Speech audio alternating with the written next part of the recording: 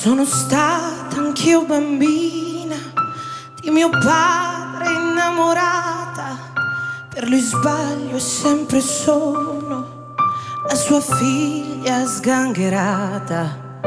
Ho provato a conquistarlo e non ci sono mai riuscita, e ho lottato per cambiarlo, ci vorrebbe un'altra vita.